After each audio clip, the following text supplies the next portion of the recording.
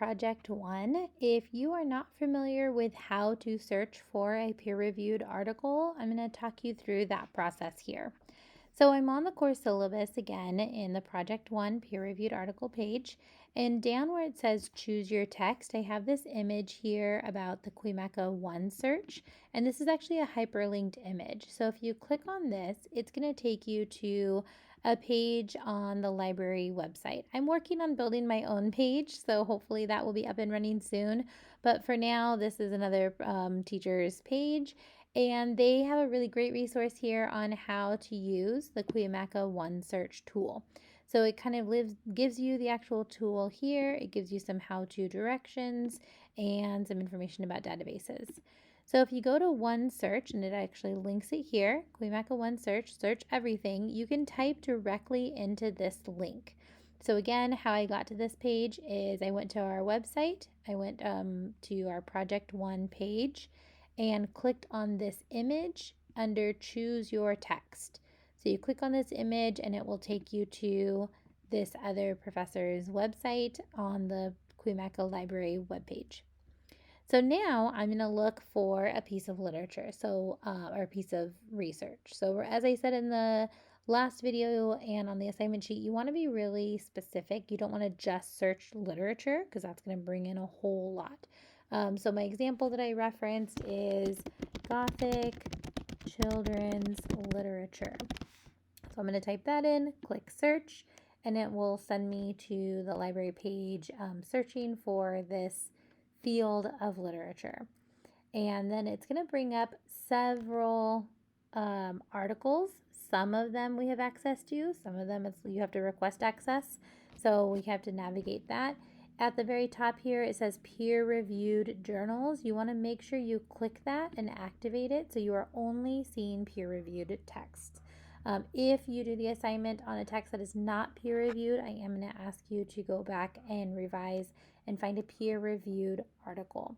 Peer-reviewed means that the person who wrote this article had this text reviewed by other scholars in the same field. So in this case, in the field of literature. And these are published by academic journals, and so there's a bit more credibility in this research because it's not just somebody publishing their research, but it's actually been looked at by others in the field and agree that this is, essentially legitimate research. So I'm going to look through and see what kind of stands out to me. What are some peer-reviewed academic journal articles that stand out? And I said, oh, that's interesting. So maybe this is interesting to me and I want to look at this one. You can look at the dates. You want to try to find something pretty relevant. 2012, I guess, isn't as relevant anymore. Here's 2019. That's a little bit closer. So, 2023. This is a good one here. And then when you click on access options, it will tell you how to access. So full text finder means you're going to have to actually look for the full text. That's not necessarily what I would hope for. I'm hoping to find something that I can just directly download. Queer Tropical Gothic, this is interesting. I might do this. Open access article, good. So this has access to it. So I should be able to access that pretty easily. If I keep looking at access options, I'm trying to find one that shows how you can. Here we go. This one, Monstrous Othering, does present a PDF option. So again, you can access it in other ways. I just think this is the easiest if you can find it as a PDF.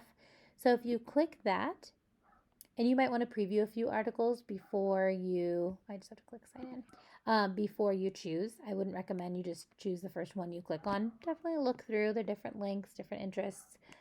Search through, I would say minimum look through like 5. Just, you don't have to read all of them, but just breeze through. I'm already noticing this is a 30-page article. So that's going to be pretty long to annotate for the purpose of this assignment. So I might try to find one that's more around 10 pages to annotate. Although if this is something that's really interesting and you have the time to devote to annotating a 30-page article, you're not going to have to highlight every other line. There might just be a few annotations per page. That's all right as well. You can download this and annotate directly onto your text, and you can submit that. So when you're here, you can go up to the top here where it says download, and you can actually download this onto your computer or print it at home. So you do have access to those. If you want to keep looking, again, I recommend you look at maybe at least 5 articles and just, kind of breeze through and see. There are additional filters you can add if you want to kind of narrow that down even more. Keep looking here. Let's see, I'm going to want to look for one that has the PDF is the easiest. Here we go, PDF 2019, that's pretty relevant. It keeps telling me to sign in for some reason. And then you can find the article here. Again, download it, annotate it. This is 16 pages. That's a little bit better for me. And so I might read through this. The abstract is kind of a quick summary. Your summary should not be just a copy and paste of the abstract. It should be in your own words, but that gives you kind of a quick synopsis of the article and then some keywords, and then you have the article here. So please take time to read the article, annotate it, and frequently the last few pages are citations. They're usually not even that long as the 16. Yeah, so if you can see here, page 14, it's like halfway, and then the last couple pages are all citations. So it's not even 16 pages, but this would be a great option. Find one that you find interesting. Don't look for just general literature. Try to narrow it down to something of your interest. And let me know if you have questions.